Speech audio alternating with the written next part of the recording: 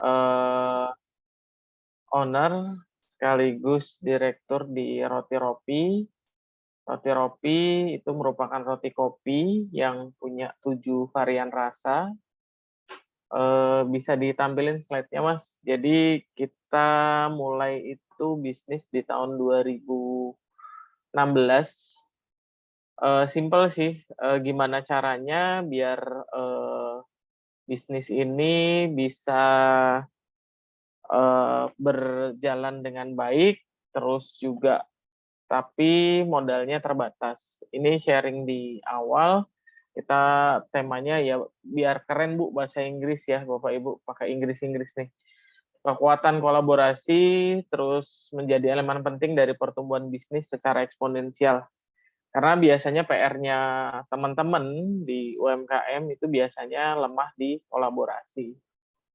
Karena biasanya lebih senang usaha sendiri-sendiri dan punya pengalaman buruk buat kerja sama bisnis. Next, Mas. Ini usaha menjual roti, awalnya saya buka outlet-nya itu di Harapan Indah Bekasi, itu sebenarnya karena kecintaan saya kepada istri, ketika nikah tahun 2009, istri tuh request minta dibukakan toko roti, tapi saya berpikir, "Gimana ya, modal saya kan pas-pasan." Dulu sebelum saya buka usaha ini, saya kerja sebagai sales di, media komunitas di Harapan Indah juga di Bekasi. Kemudian, saya lihat Holland tokonya besar, kemudian punya, peralatan atau interior yang bagus, sementara saya dengan modal waktu itu 100 juta, gimana ya cara mulainya, gitu. Jadi, ya udahlah seadanya dulu, ini masih masih apa, seadanya kita buka di Harapan Indah Bekasi. Kita mulai di 2015, kemudian, akhirnya saat ini kita sudah ada sekitar hampir 90 outlet di seluruh Indonesia. Next, Mas.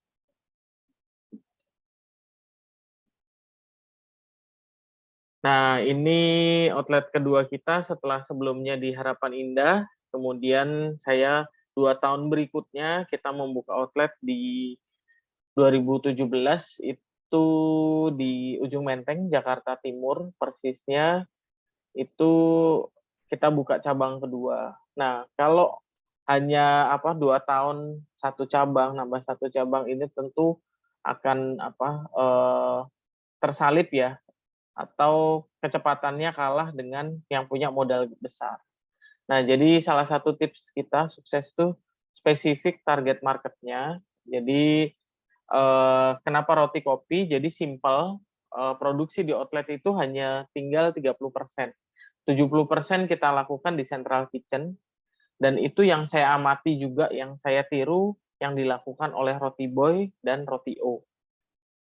Sebagai brand nomor 1 dan nomor 2 di Indonesia, kemudian saya tiru prosesnya dengan bikin adonan frozen. Jadi di outlet itu nggak butuh tempat besar, nggak butuh, space yang banyak, kru yang banyak, dan, listrik juga nggak perlu dayanya tinggi, karena peralatan bakery pastinya dayanya harus di atas 10.000.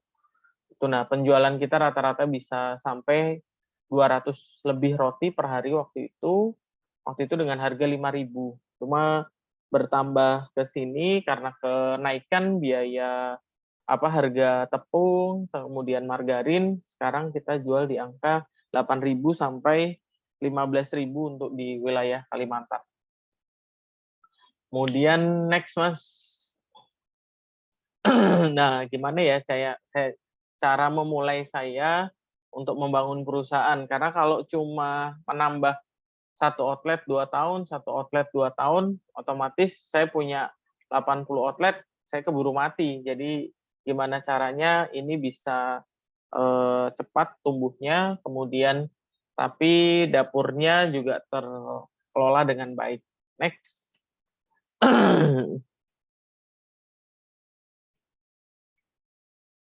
Nah, problemnya tadi saya bilang saya tidak punya cukup modal, not enough capital, not enough experience, karena memang saya tidak punya pengalaman, sebelumnya hanya sales yang keliling, kemudian, kita coba untuk di dunia baru di bakery. Saya tidak ada pengalaman, walaupun istri ada pengalaman dari ibu mertua yang memang suka bikin roti ya. Kemudian yang ketiga, saya nggak punya tim. Kemudian yang keempat, saya nggak punya sumber daya dan networking. Jadi network saya terbatas. Jadi problem-problem ini yang saya data, gimana nih solusi dari setiap permasalahan tersebut. Next ya, Mas.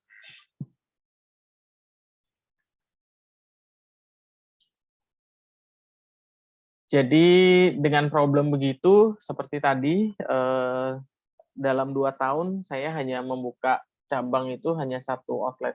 Nah, gimana caranya biar, bisnis dengan 4 kendala tadi itu bisa teratasi dan business growth will definitely be very slow. Jadi sangat slow banget, sementara Roti-O sudah punya 400 outlet dan saat ini dia punya sekitar 900 outlet di seluruh Indonesia. Next, Mas.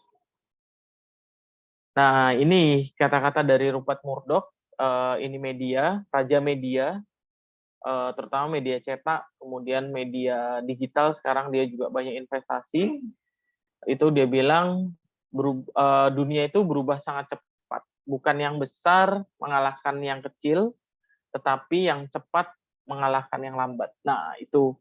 Jadi kuncinya itu sekarang bukan kepada besar kecilnya, tetapi cepat atau lambat. Nah, gimana caranya kita bisa cepat, tapi nggak cuma sekedar cepat, tapi akhirnya runtuh, tapi juga manajemen juga bisa selaras ya, tim kita ikut mengikuti targetnya. Next, Mas. Nah, apa solusinya nih? Karena problem-problem tadi itu ada di usaha saya, kemudian biar kita cepat dan bisa mengalahkan yang besar sekalipun. Next, Mas. Nah, kuncinya sebenarnya bisnis kolaborasi. Nah, ini yang juga gemakan oleh Jawara Depok. Jadi semangat kolaborasi ini juga penting dan saya sudah praktekkan. Alhamdulillah bisa berjalan dengan baik sampai saat ini dan ini juri ini PT Juara Roti Indonesia itu PT yang menaungi Ropi. Next, Mas. Nah, ini dia. Jadi saya masuk ke inkubasi entrepreneur waktu itu di Akademi Juara di Jakarta Timur. Di situ terbiasa memang patungan. Jadi Mas Ubay, Ketua Jawara Depok, salah satu member dari Juara karena dia kelola ayam geprek Juara di wilayah Depok. Nah, saya kebetulan masuk komunitas tersebut. Komunitas tersebut biasa patungan setiap usaha. Nah, saya yang tadi punya kendala modal, alhamdulillah bisa teratasi masuk di komunitas itu. Karena akadnya nggak pakai riba, tapi menjual saham. Itu. Nah, akhirnya setelah masuk, kemudian diinkubasi, kita langsung menawarkan saham perdana. Jadi saham perdana itu kita tawarkan ke investor-investor. Nah, untuk mengoperate pabrik roti. Kemudian kita bangun pabrik roti di Pulau Gadung, waktu itu masih di Jakarta Timur, belum di Klaten. Itu mendirikan tahun 2019. Jadi setelah 2015 saya merintis, 2017 outlet kedua, 2 tahun berikutnya saya ketemu komunitas ini. Jadi kita bangun kemudian production house di Pulau Gadung, Jakarta Timur, kemudian kita mulai beroperasional, kemudian setelah beroperasional kita mulai expand bisnis, karena waktu itu kita buka hampir 30 outlet. Ternyata itu sudah kewalahan di Central Kitchen, kemudian kita menerbitkan saham baru lagi, artinya kita butuh tambahan modal. Nah, tambahan modal karena saya nggak punya agunan, artinya yang untuk pinjam ke bank, otomatis saya harus lakukan menerbitkan saham baru lagi. Jadi kita terbitkan lagi, terserap lagi oleh investor, ada sekitar hampir 3 miliaran ya, kita akhirnya pindahkan pabriknya atau central kitchen-nya di Klaten, Jawa Tengah. Kenapa Klaten? Karena di saat ini menjadi sentralnya Jawa Tengah ya, persis di tengah-tengah Pulau Jawa. Jadi ke Surabaya tidak jauh, ke Jakarta juga tidak jauh, karena ada 2 pelabuhan besar yang bisa support pengiriman adonan kita. Next, Mas.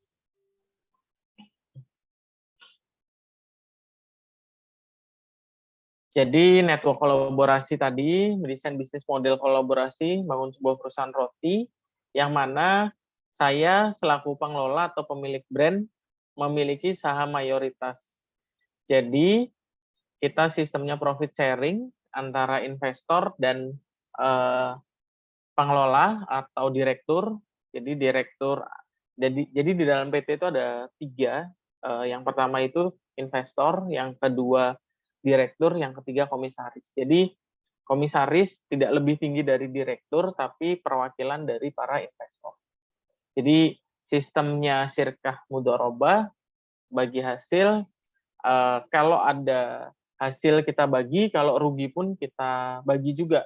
Jadi bagi untung dan bagi rugi. Nah, bagi ruginya, bagi pemodal itu modalnya berkurang atau harus injek modal lagi secara finansial, kemudian kalau pengelola atau direksi itu kerugiannya waktu, tenaga, dan pikiran.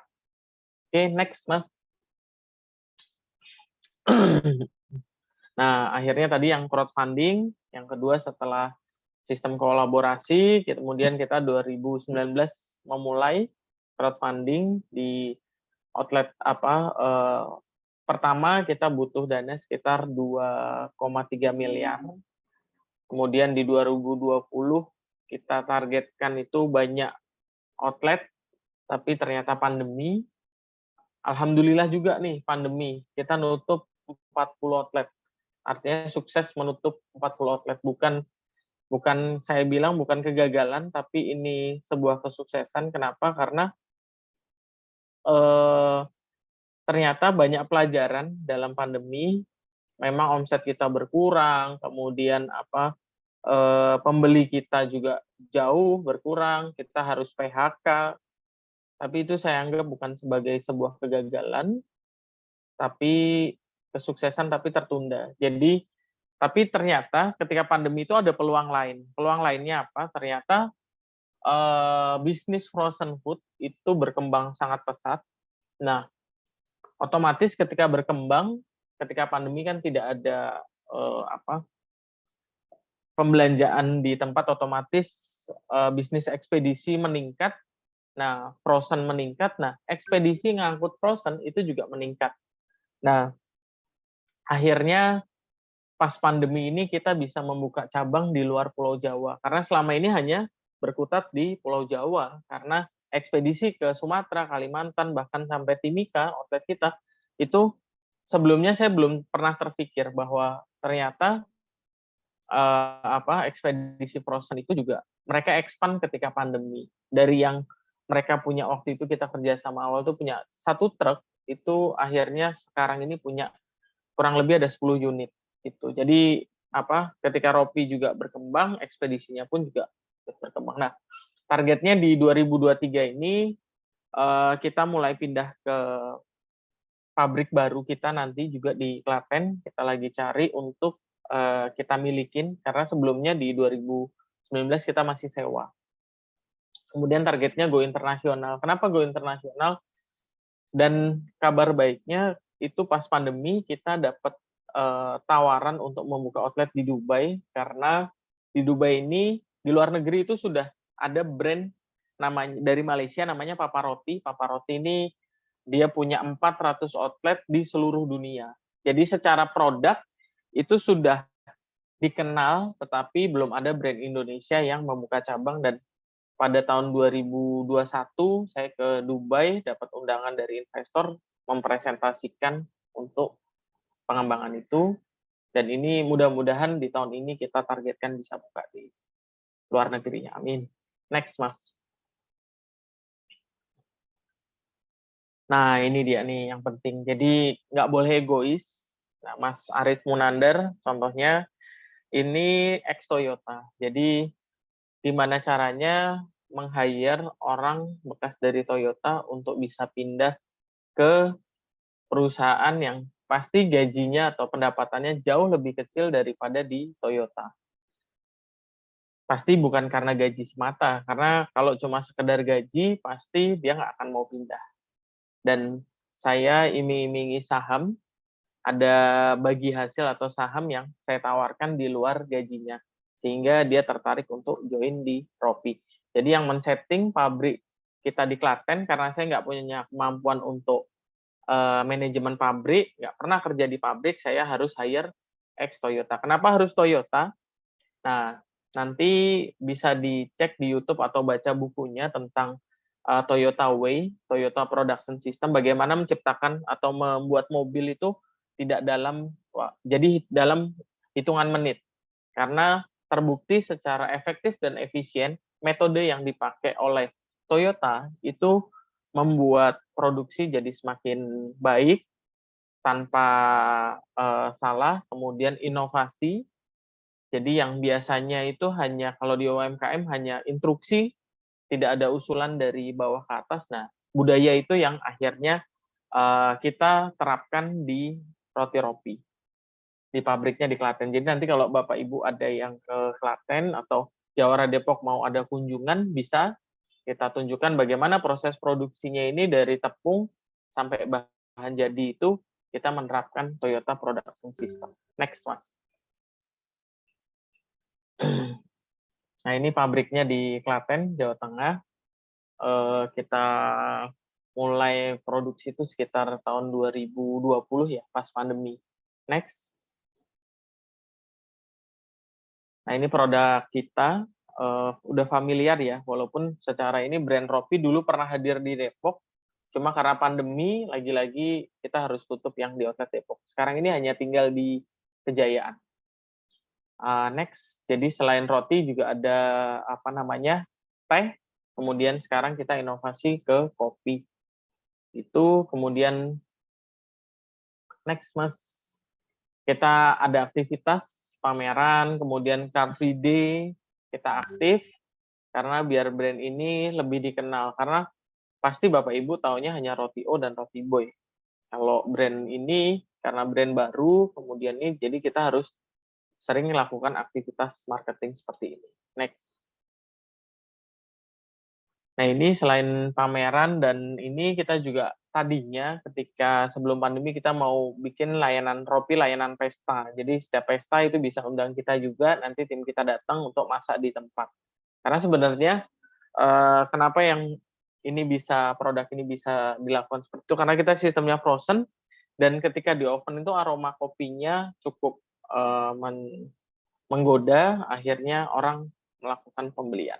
Next, Mas.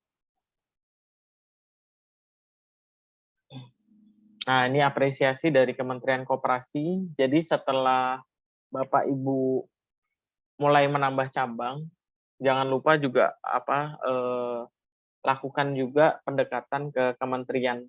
Mungkin nanti dibantu dari Jawara Depok juga, selain ke Pemkot Depok juga soal ke kementerian-kementerian seperti Kementerian Koperasi dan UKM, kemudian Kementerian Perdagangan. Nah, itu biasanya sering diajak pameran oleh kementerian. Seperti booth Ropi ini, kalau berbayar itu sekitar 30 jutaan. Tapi karena ini fasilitas dari kementerian, itu kita dapat free.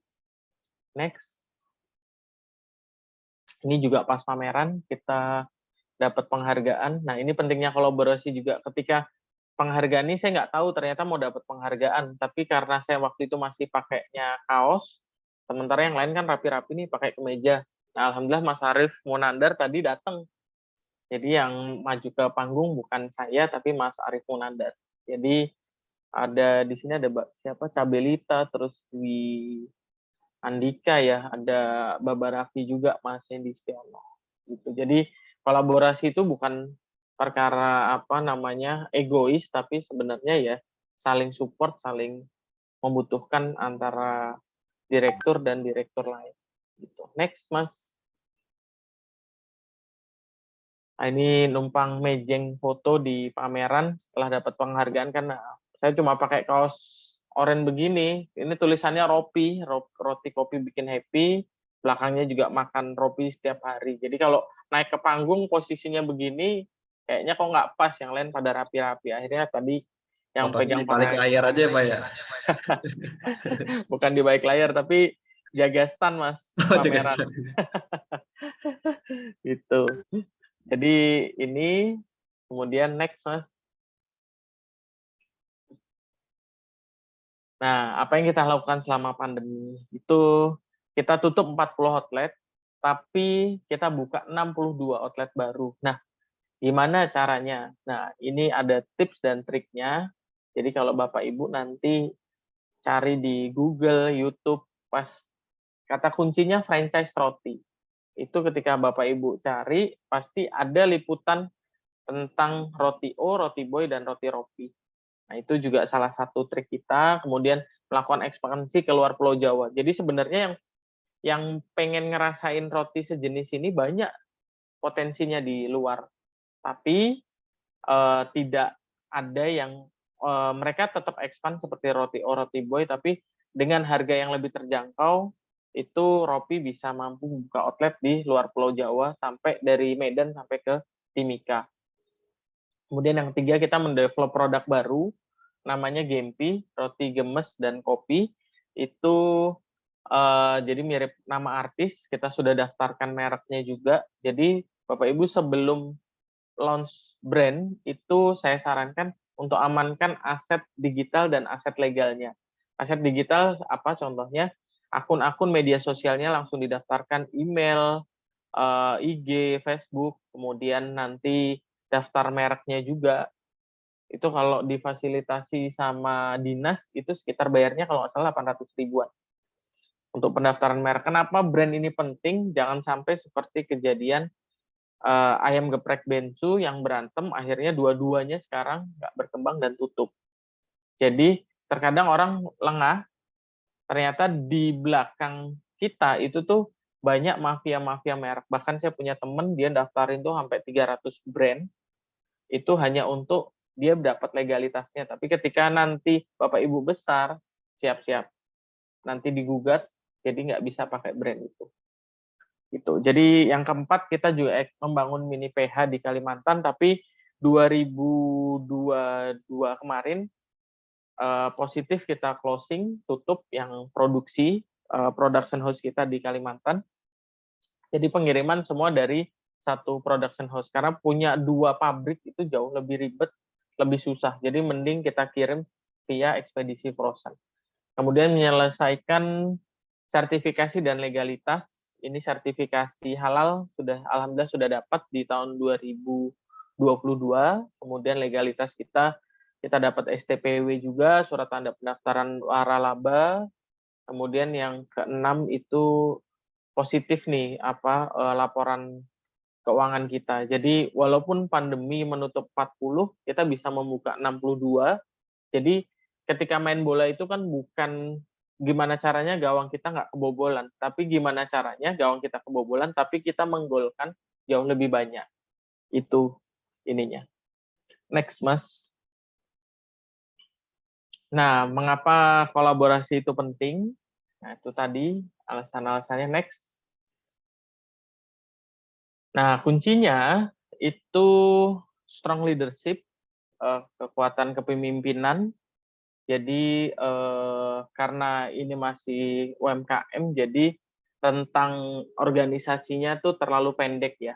Artinya kalau TNI itu dari level kopral sampai jenderal itu rentangnya udah banyak. Jadi gimana butuh strong leadership. Jadi instruksi jelas, kemudian usulan dari bawah juga kita bisa eksekusi. Yang kedua itu agile in action. Saya termasuk orang yang nggak terlalu hitung-hitungan, artinya untuk ekspansi itu ya udah buka. Jadi ketika ada keuntungan itu nggak langsung kita nikmatin, tapi kita buat ekspansi juga. Nah, kemudian ketiga itu responsibility. Jadi saya termasuk orang yang responsif, tim juga beberapa akhirnya juga kebawa karena saya cukup responsif dari setiap komunikasi WA. Bahkan Mas Ridho aja nggak nyampe 5 menit atau 10 menit ya respon untuk WA ke apa tadinya Mas Ubay kemudian pindah ke Mas Ridho. Kemudian komunikasi dan koordinasi. Nah, ini juga sama penting. Jadi jangan lupakan bahwa setelah kolaborasi itu ternyata ada koordinasi dan komunikasi juga. Itu yang harus berjalan.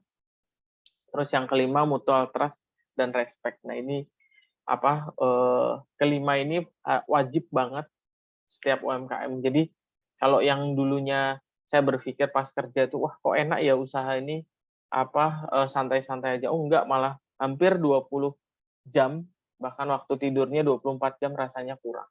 Next, Mas. Sudah ya? Siap. Nggak keras, tahu udah beres. Perasaan kayaknya tadi 24 slide kayaknya kocor banget.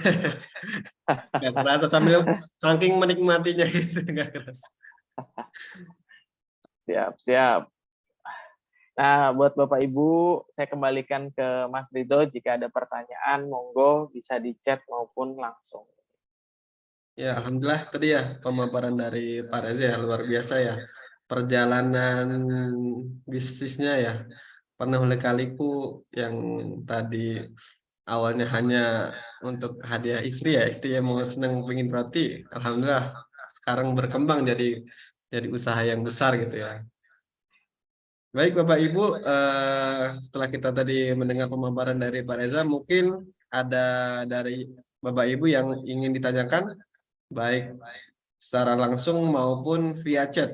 Silakan Bapak Ibu jika ada yang ingin ditanyakan dari apa yang disampaikan tadi Pak Reza ya. Jadi banyak ya yang disampaikan Pak Reza terkait. Tapi yang saya lihat tadi banyak kata kolaborasi ya Pak Reza ya, benar ya? Ya, betul Mas. Saya nggak bisa, artinya saya nggak bisa ke Berau kalau di pabrik itu masih berantakan. Nah, Iya, gimana betul. caranya? Saya aktif untuk kunjungan ke outlet. Nah, tapi di pabrik ini lagi nyiapin buat kiriman ke Jakarta 2 ton, terus di hari Sabtu nanti kirim ke Kalimantan tuh hampir 5 tonan Mas untuk adonan roti. Dan mimpi ini semakin lama bukan artinya awalnya kan cuma simpel tadi buat hadiah istri, Iya. tapi kita kembangin lagi, bisa hadir di seluruh Indonesia. Dan pas saya ke Dubai di awal 2022 itu, ternyata udah ada di seluruh dunia. Nah, mimpi saya ubah lagi bahwa kita bisa hadir di seluruh dunia. Makanya di setiap ini Ropi selalu bisa hadir di seluruh dunia karena ternyata ada brand dari Malaysia itu sudah mendunia. Kenapa saya nggak bisa juga gitu loh? Pasti bisa, pasti bisa. Nah, itu yang saya selalu afirmasi positif sambil berdoa bahwa Allah kasih kemampuan saya Bantu ya untuk Pak ya, bisa insya Allah ya. expand. Betul, Mas. Jadi jangan takut untuk bermimpi ya, pengen cabang di sana, cabang di sini. Bahkan Ropi ini cabangnya bukan seluruh Indonesia, tapi seluruh dunia ya Pak ya. Ya, amin. Brandnya seluruh dunia, bukan cuma Indonesia, luar biasa. Baik Bapak Ibu, ada yang ingin ditanyakan? Mungkin ada yang masalah. Tadi kan kita lihat pemaparan dari Pak Reza tadi dalam awal mula perjalanan bisnisnya tadi nggak ada modal ya, nggak ada pengalaman, nggak ada tim, nggak ada sumber daya ya, dan jaringan ya Pak Reza ya. Betul. Pasti kita semua pernah mengalami itu. Mau buka usaha kok modalnya dari mana, nggak punya pengalaman apalagi yang bekerja yang pengen kayaknya enak nih usaha nih, kayaknya nyantai usaha nih. Ternyata malah lebih jungkir balik, Mas. Pak Reza, tolong chatnya Pak. Oh Pak Kardi. Ya, di chat mau itu. nanya langsung atau mau ini Pak? Enggak di chat. Itu banyak di yang chat. nanya. Siap-siap. Iya. Ya, pertama ini saya dari atas ya, Bu Yuli. Assalamualaikum, saya Bu Juli. Assalamualaikum, saya Juli dari Sukma Jaya. Usaha saya nasi uduk dan biji ketapang. Mau tanya Pak, bagaimana meyakinkan investor untuk kerjasama? Wah, mantap nih pertanyaannya. Wah, iya nih. Reza, Berat nih langsung. pertanyaannya. Gimana cara ngeyakinin investor? Jadi gini, Bu Juli. Jadi ketika saya buka 2 outlet, saya cukup tunjukkan laporan keuangan saya aja. Jadi laporan keuangan kan tentu nggak bisa kita, ya bisa kita fiktif, tapi apa realnya ya, artinya tokonya bener rame, kemudian apa namanya omsetnya baik, profitnya bagus, otomatis saya tinggal waktu itu cuma bikin proposal, kemudian setelah bikin proposal juga proposalnya saya masih ingat masih berantakan ya, masih banyak koreksi itu dari investor. Karena sebenarnya bisnis yang bagus itu bisnis yang kita modali sendiri, tapi karena jujur saya nggak punya modal yang cukup, makanya saya gandeng investor. Cuma investor juga hati-hati, artinya banyak investor yang retail di Indonesia ini yang masih bermental rentenir, taunya untung aja. Sementara padahal usaha ini kan nggak cuma untung, dan kita janji ke investor di laporan keuangan, ini kan kinerja masa lalu, masa depan kita nggak bisa prediksi. Makanya untuk meyakinkan, kita kasih laporan keuangan, kemudian kita bilang apa adanya bahwa ketika nanti ada kerugian, itu bukan jadi utang, tapi karena apa Bapak Ibu itu investasi, jadi nggak jamin untung gitu. Nah, itu yang saya jelaskan apa adanya, dan di awal memang saya ambil modal kan nggak terlalu banyak, dan kita jelasin RAB-nya modalnya ini untuk apa aja. Itu jadi jelaskan RAB-nya itu misal untuk beli gerobak, kemudian beli apa bahan baku. Nah, kemudian kira-kira ketika buka cabang itu apa sudah bisa dipastikan insya Allah tetap margin, karena ada margin dari 2 outlet yang sudah saya buka waktu itu begitu.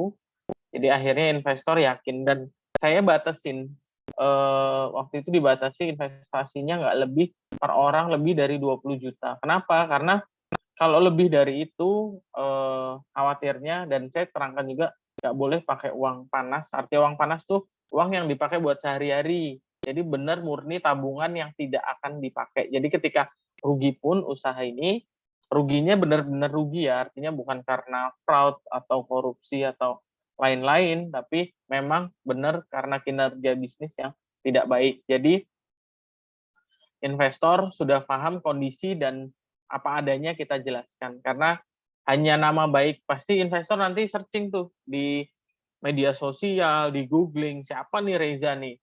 Bener nggak nih orang? Apa kayak ternyata apa kayak hasil dari cuci uang, kayak misal kemarin yang judi online itu Indra Ken atau apa Doni Salmanan gitu kan, pasti mereka searching backgroundnya apa, karena mereka pasti nggak mau sembarangan taruh uang ke orang kalau tidak tahu backgroundnya seperti apa gitu. Nah itu sih Bu caranya. Kalau usaha nasi uduk ya bisa juga sih gandeng investor Bu, tapi kalau memang Ibu ada agunan, kalau saran saya itu mending apa pinjem ke bank syariah aja, itu namanya KUR tuh kalau nggak salah bunganya sekitar bagi hasilnya sekitar 6%.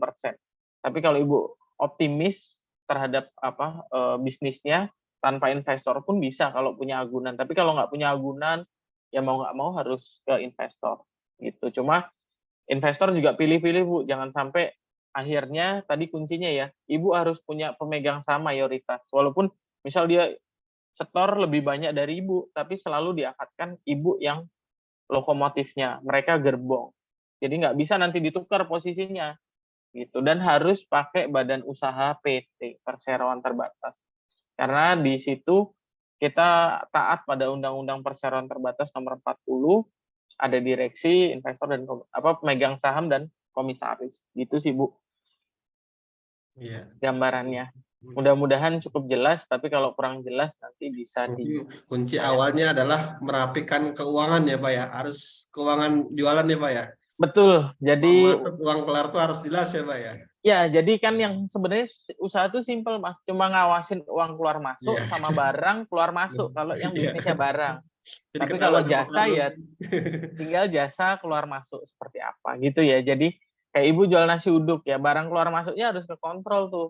Jualan nasinya 10, apa belinya misal 10 gitu. Jadi jangan sampai misal jualannya 8, belinya 20. Jadi loh itu kemana sisanya? Gitu. Itu Iya. yang penting. Jadi rapikan keuangan dulu Pak ya. Jadi jangan Nggak sampai harus jualan, nggak harus rapi-rapi banget jualan, Mas. ya. Minimal ada Minimal laporan. jelas ya Pak ya. Iya. Iya.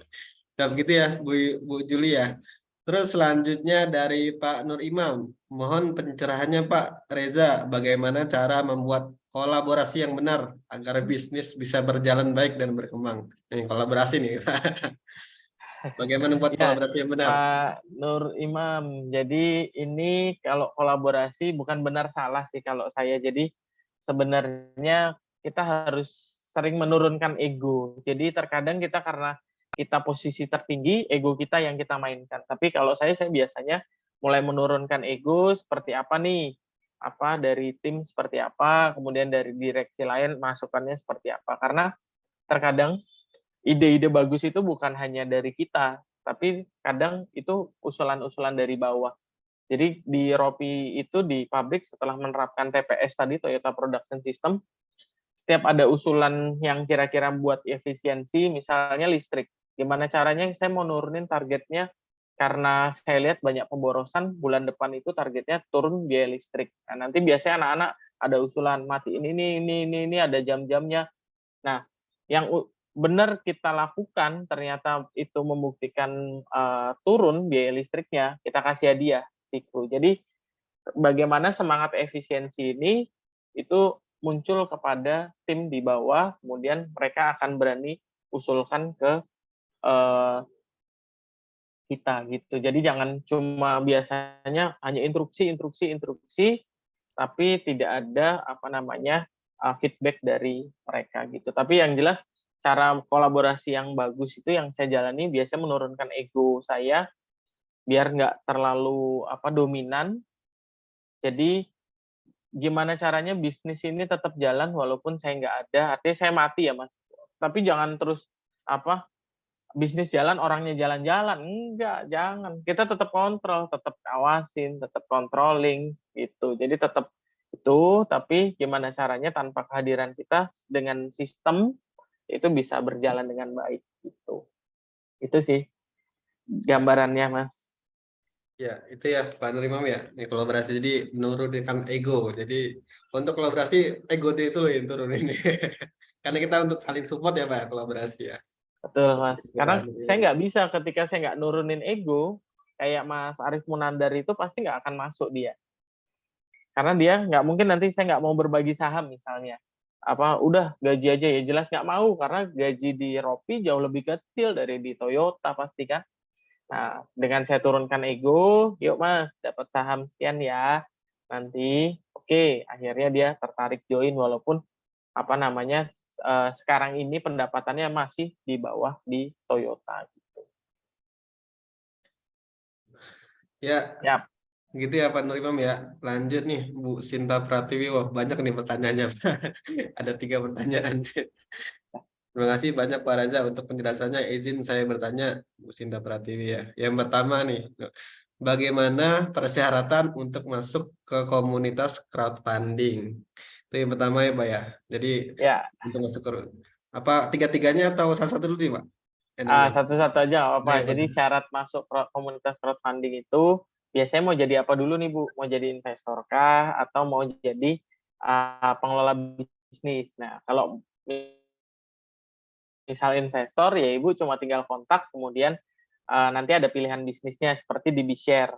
Nah, kalau untuk masuk sebagai pengelola bisnis itu BeShare biasanya minta syarat-syarat tuh. Jadi perusahaannya kalau belum PT nggak apa-apa, nanti begitu kita masuk komunitas itu kita bikinin PT. Terus kemudian itu laporan keuangan walaupun sederhana ya, kinerja masa lalunya gimana, dia akan nilai. Terus ada perizinan-perizinannya juga dia nilai gimana. Nah, biasanya nanti setelah terkumpul semua, kita presentasi ke mereka. Kita kenalkan bisnisnya, kemudian sistemnya seperti apa. Nah, nanti berapa saham nanti yang akan dilepas ke investor, seperti itu. Jadi nggak cuma laporan keuangan, tapi ya banyak perizinan juga seperti misal, oh ternyata Ibu belum punya PIRT, diurus dulu Bu PIRT-nya, biar itu menjadi menarik ketika kita tawarkan ke investor. Jadi nggak cuma sekedar laporan keuangan gitu, tapi bisa dijelaskan sistem bisnisnya ke investor. Kemudian next itu ya Mas, apa saja persyaratan khusus bagi pemegang saham mayoritas dan minoritas dalam komunitas crowdfunding. Yang jelas sih nggak ada persyaratan khusus Bu, yang penting Ibu bisa akomodir resiko. Jadi mayoritas itu biasanya disarankan untuk yang mengelola bisnis. Minoritas kita hanya investor pasif ya. Jadi ibu bisa sambil kerja tapi menjadi investor. Jadi tetap dapat bagi hasil. Kalau untung, kalau rugi juga bisa tolerir kerugiannya. Itu. Cukup daftar itu sih ke komunitasnya, kemudian nanti paling serahin KTP, NPWP, itu kalau jadi pemegang saham. Nah, kalau yang mayoritas tentu ibu nggak bisa karena yang mayoritas dilakukan oleh pengelola atau direksi. Nah, kemudian yang ketiga ini bagaimana manajemen produk roti yang tidak terjual. Ada treatment khusus kah? Jadi biasanya kita di outlet itu menghimbau ketika sudah sore tidak perlu stok banyak. Jadi stok kira-kira cukupnya berapa itu yang terjual. Jadi tidak terlalu banyak sisa. Tapi kalau misal banyak sisa, itu biasanya masih bertahan bisa sampai besok. Tapi kalau memang sudah tidak bisa terjual, kita sarankan disedekahkan ke ke sekitar ya. Itu. Jadi nggak jadi waste tapi jadi sedekah kita. Iya, itu ya Bu Sinta ya. Sinta Pratiwi semoga menjawab. Selanjutnya, oh iya, sebelum saya melanjutkan ini kan Pak Reza dari di Kalimantan nih. Kira-kira maghrib Ya. di sana berapa menit lagi tuh Pak? Takutnya nambah waktu maghrib. Di sini masih sekitar 20 menitan lagi, Mas. Masih ada ya Pak ya? Masih itu takutnya ya sampai ngelewat waktu maghrib itu nggak enak ganggu. Ya, Oke, siap, lanjut ya Pak siap. ya. Ya, Lanjut. Ini dari Bu Rita dari Bojong Sari. Izin bertanya, misal kita dapat investor untuk profit sharingnya, kira-kira untuk kita idealnya berapa persen ya Pak? Terima kasih atas penjelasannya. Oh ya, terkait sharing profit. ya sharing profit. Saya biasanya adopsi itu gado sapi. Gado sapi itu orang Jawa zaman dulu biasanya ya sampai sekarang juga ya. Jadi mbah saya nitipin sapi ke petani. Sapinya ini jadi mbah saya kan guru, nggak bisa ngopeni sapinya. Jadi yang ngopeni si petani nyari rumput, cari pakannya, ngerawat gitu kan. Nah, itu kalau beranak satu itu dijual ke pasar kita bagi 2, 50-50.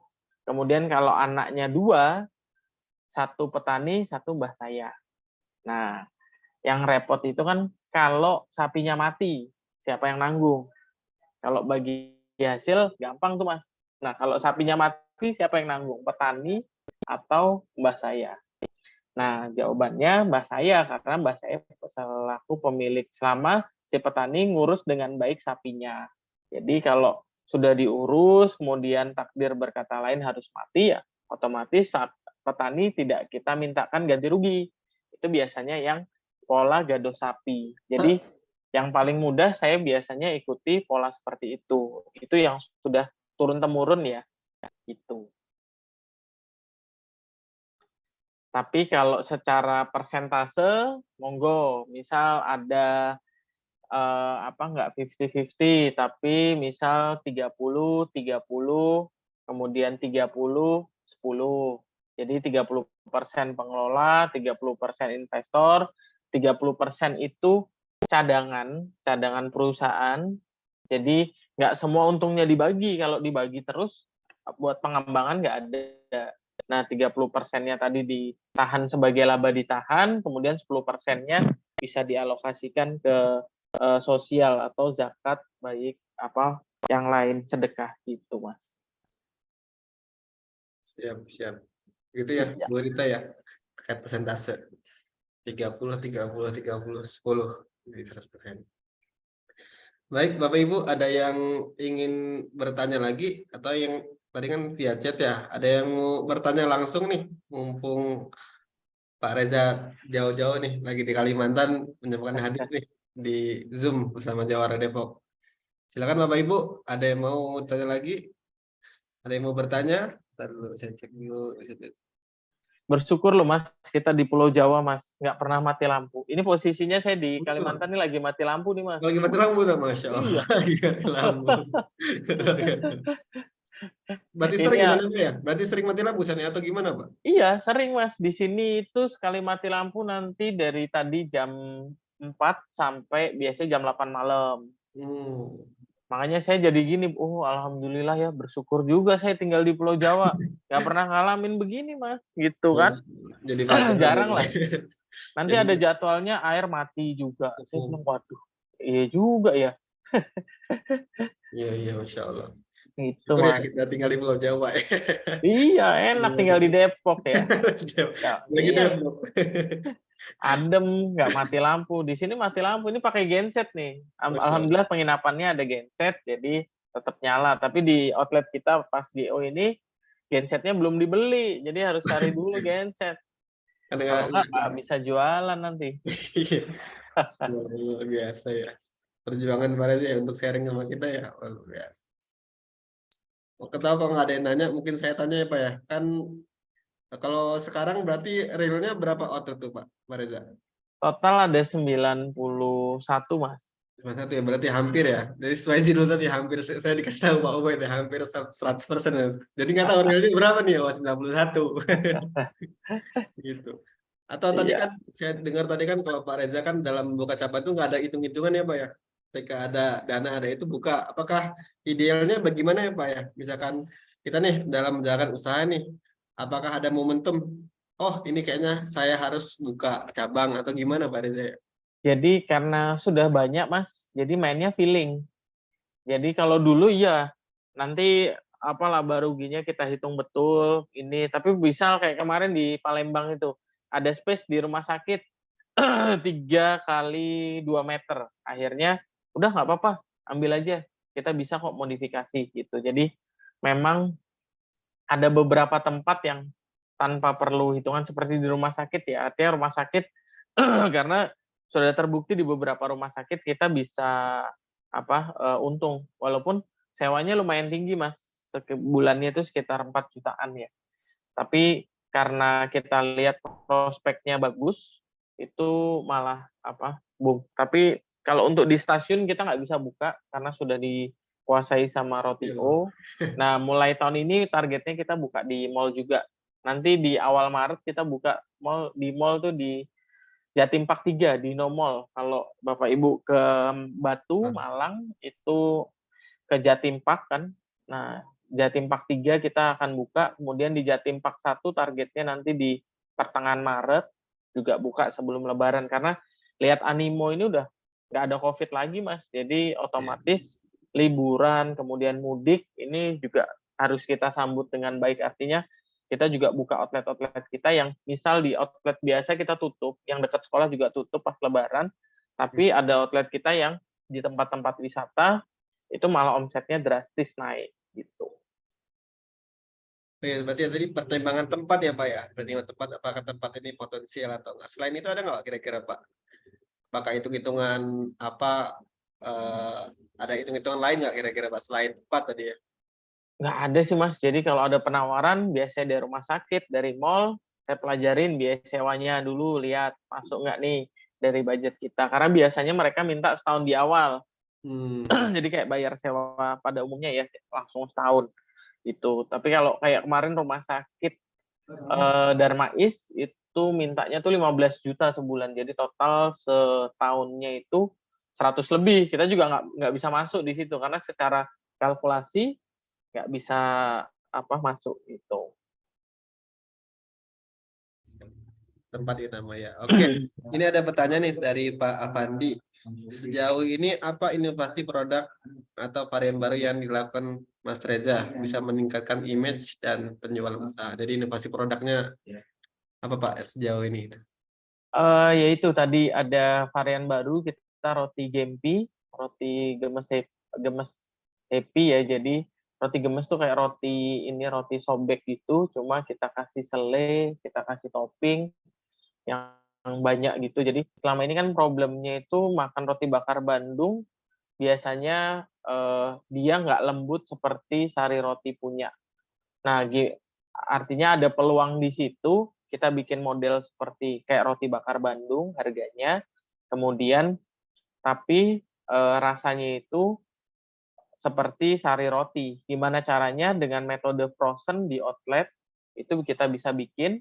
Jadi nggak perlu karena kalau kita ngadon di outlet, artinya ngadon tuh mixing dari tepung, telur. Nah itu ketika kita punya banyak outlet, otomatis bakal 100 outlet misal nanti akan 100 rasa yang berbeda. Tapi karena ini kita metodenya frozen, jadi 70% sudah kita lakukan di pabrik, otomatis di outlet simple.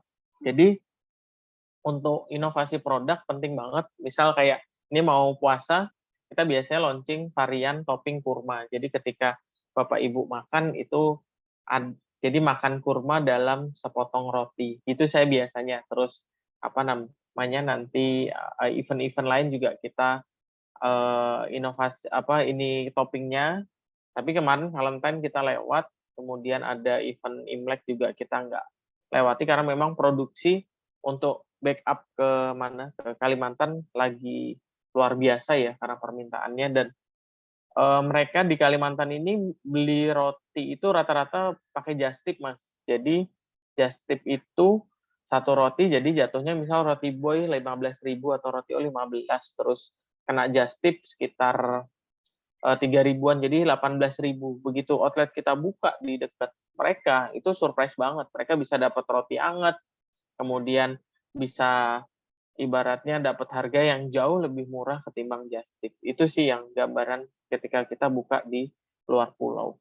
Kemudian varian baru apalagi, nah Gempi. Kemudian yang kedua kita ada es teh dan kopi. Jadi selama ini hanya jualan roti aja di outlet, tapi kita melupakan ternyata untung yang paling besar itu dari minuman, Mas.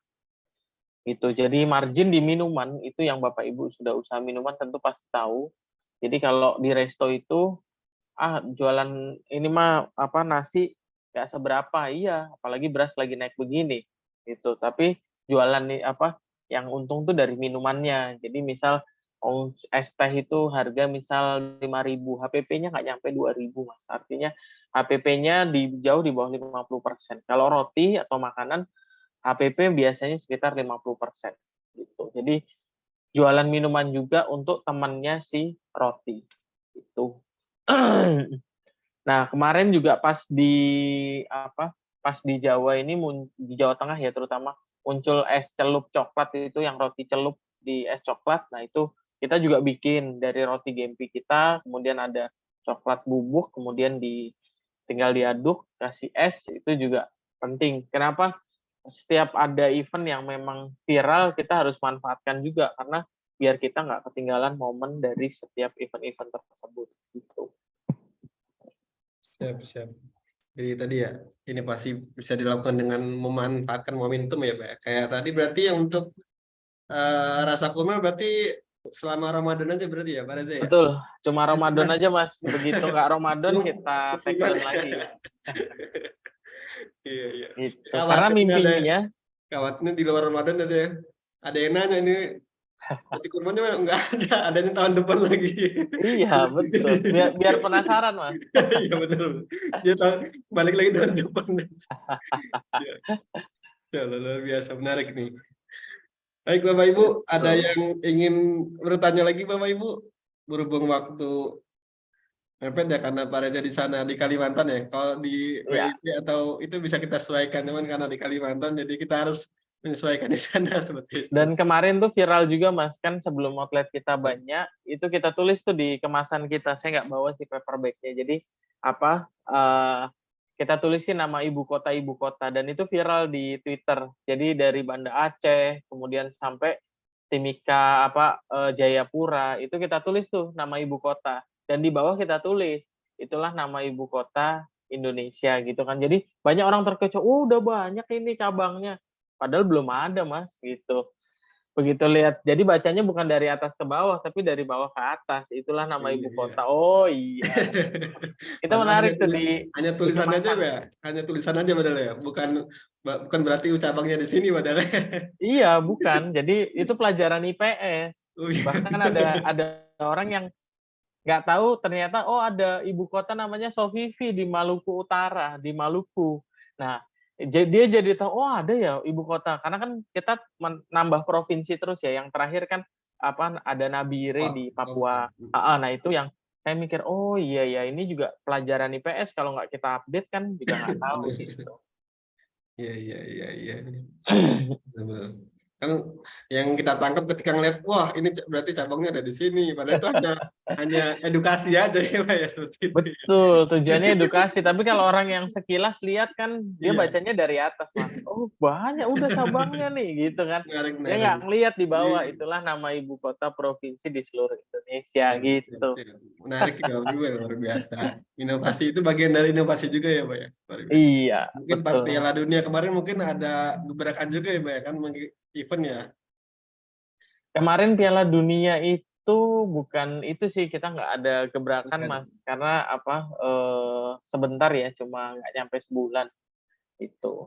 Tapi Oh, kita gandeng sponsor untuk kemasan, karena kemasan kita itu lumayan banyak kita cetak. Nah, kita gandeng apa, sponsor. Nah, nanti mudah-mudahan nanti di bulan Maret ada yang join buat sponsorship atau kerjasama di kemasan kita, gitu.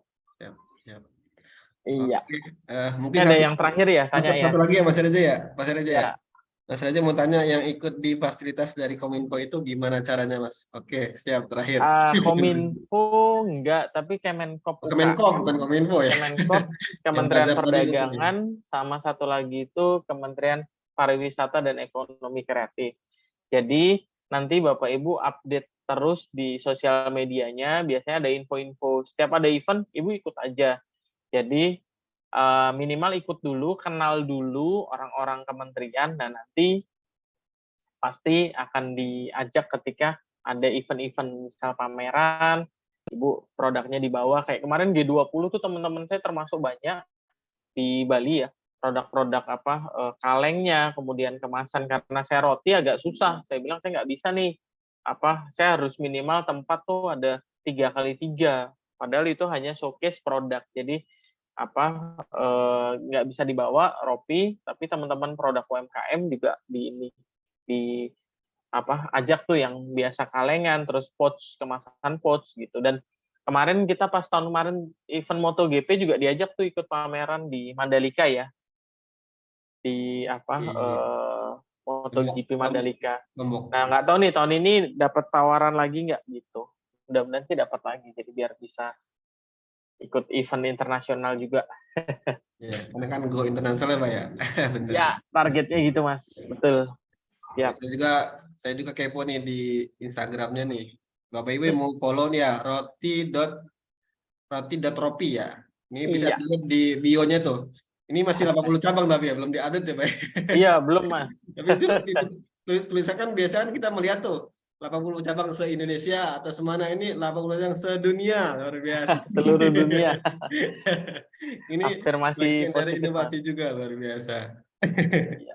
Silakan Bapak Ibu nih yang mau follow roti.ropi. Follower kita udah 15.000. Udah 15,7 ya. Saya malah kemarin masih Ada juga nggak tahu nih, ternyata udah 15.000. 15,6. Kemarin berarti udah nambah apa? Nambah 100 lagi. Kemarin 15,6. Karena kita cukup aktif Mas, setiap pembukaan Ya, outlet kita saya endorse, lihat itu luar biasa nih. Jadi Bapak Ibu jadi kolaborasi. pelajaran juga ya. Jadi harus sering update juga media sosial nih. Saya lihat wah luar biasa nih update-nya. Seperti Iya. itu. Mungkin itu ya Bapak Ibu ya. Mungkin sebelum itu mungkin ada closing statement Pak Reza buat Ya, jadi intinya sebenarnya jangan takut buat kolaborasi, jangan takut dimanfaatkan, tapi kan memang kita doanya jadi orang yang bermanfaat. Jadi terus lakukan kebaikan walaupun kita bertemu dengan orang yang salah, pasti orang yang salah juga memberi pelajaran ke kita. Itu sih gambarannya. Kalau belum sekarang sukses, insya Allah ke depan pasti ketemu jalannya untuk sukses selama kita lakukan dengan baik, jujur, dan kerja keras. Gitu, Mas. siap, Masya Allah. Ini ya jangan takut untuk berkolaborasi ya Bapak Ibu ya, pesan Iya, dari betul. Reza hari ini. Jadi turunkan ego ya Pak untuk saling support seperti itu. Iya, Ya, betul. alhamdulillah waktu menunjukkan pukul 5.17 ya, mungkin di Kalimantan sana sebentar lagi Bentar lagi azan, Mas. azan maghrib ya. Siap. Mungkin, ya, alhamdulillah kita diberi kesempatan yang luar biasa, bisa diberikan ilmu yang luar biasa dari Pak Reza Ropi ya. Alhamdulillah saya ucapkan terima kasih Pak Reza atas waktunya, atas ilmunya, atas kesempatannya. Semoga jadi amal jariah ya Pak Reza ya, dan Ya. bisa berdampak untuk bisnis Pak Reza makin berkembang, makin banyak cabang ya di seluruh dunia seperti itu. Ya, oke Mas. Itu saya kasih nomor Pak saya Reza ya. menyampaikan kontak ya. Jika Bapak Ibu ada yang mau kontak itu ada di chat ya. 0811 9890 927. Itu kontak dari Pak Reza. Silakan Bapak Ibu yang ingin lanjut bertanya, mungkin di sini malu bertanya, mau langsung bertanya di kontak, silakan. Begitu. Oke, Lagi saya izin terima kasih Pak Reza Mas ya atas waktunya ya Pak Makasih Reza ya. semuanya. Assalamualaikum Terima kasih. warahmatullahi wabarakatuh. Assalamualaikum warahmatullahi wabarakatuh. Ya Bapak Ibu, terima kasih atas waktunya yang telah menyempatkan waktunya pada sore hari ini. Alhamdulillah kita banyak menyerap ilmu ya dari apa yang disampaikan oleh Pak Reza tadi. Semoga apa yang disampaikan tadi bermanfaat untuk bisnis kita ya. Seperti itu. Setelah kita akan bertemu lagi pekan depan ya dengan narsum yang luar biasa lainnya. Saya Muhammad Ridho, saya undur diri. Saya mohon maaf kalau ada salah kata yang baik disengaja maupun tidak disengaja. Insya Allah kita bisa bertemu kembali di lain kesempatan dengan keadaan yang lebih baik. Saya ucapkan terima kasih kepada Bapak Ibu yang telah hadir webinar pada sore hari ini. Semoga bermanfaat ilmunya. Terima kasih. Nanti insya Allah rekamannya ada di YouTube Jawara Depok ya Bapak Ibu ya. Siap. YouTube dengan atas hamdalah, alhamdulillah. Assalamualaikum warahmatullahi wabarakatuh. Waalaikumsalam warahmatullahi wabarakatuh. Terima kasih Bapak Ibu ya, sama-sama Bu Sami-sami. Bu Anggun, Bu Sapa Ibu Yeni Rahma, Bu Sinta Pratewi, Bu Sri Wahyuni, terima kasih atas waktunya. Bu Rita tadi infonya ya. Sami-sami. Bu Juli dan Bapak Ibu lainnya ya. Pak Imam. Semoga lancar bisnisnya. Amin.